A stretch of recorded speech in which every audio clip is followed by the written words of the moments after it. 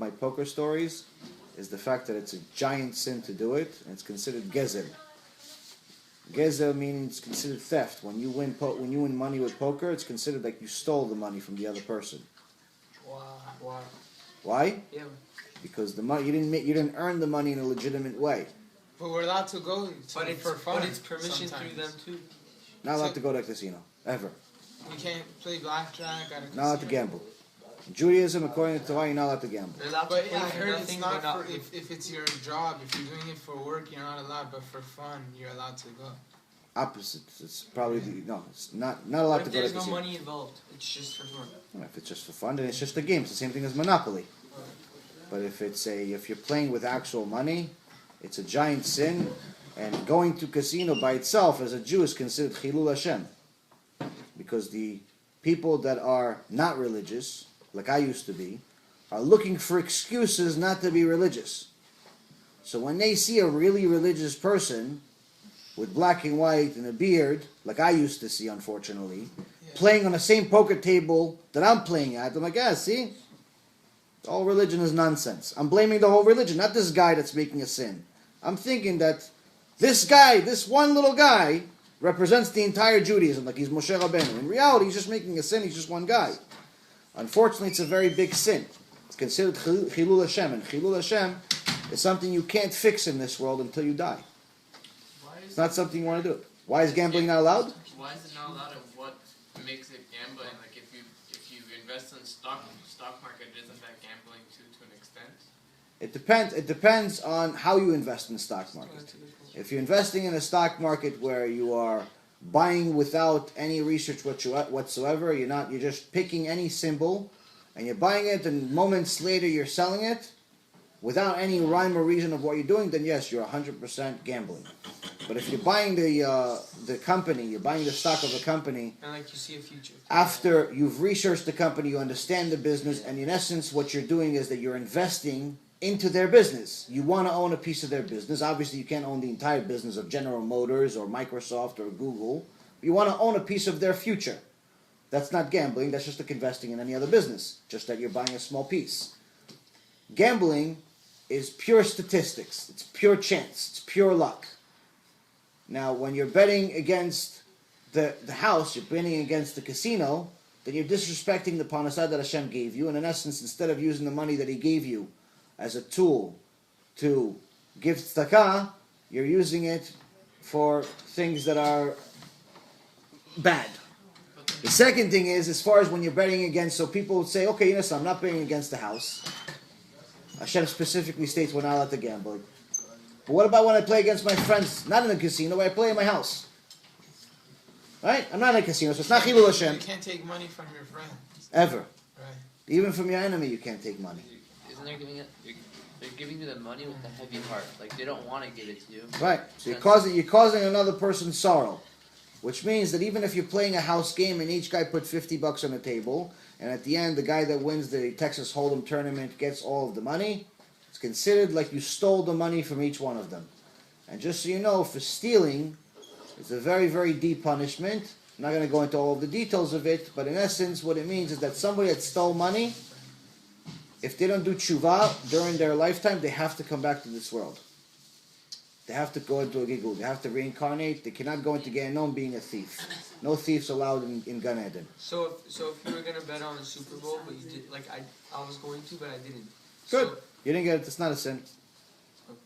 First time that you're about to make a sin, but you don't, Hashem doesn't count it as a sin. Second time, you're about to make it, and in essence, you try to do it, but it just doesn't succeed. It is considered a sin. But the beauty of this world and the beauty of Hashem's mercy is that you can do tshuva. You realize, okay, Hashem, I didn't know that this is such a big of a sin. Pray to Hashem. And Hashem loves you even more for it. isn't auctioning like how we auction like brachas and stuff? You're selling something. That's not. Yeah. It's not gambling. Gambling is, in essence, you're putting money at risk.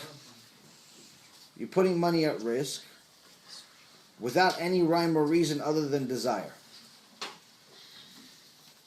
There's really no rhyme or reason of why you're doing it because the statistics are against you. When you're investing into a business, more chances than not that you're going to make money because the business does something. When you're investing into a stock, it's the same thing. When you're investing into a product, you're getting something in return.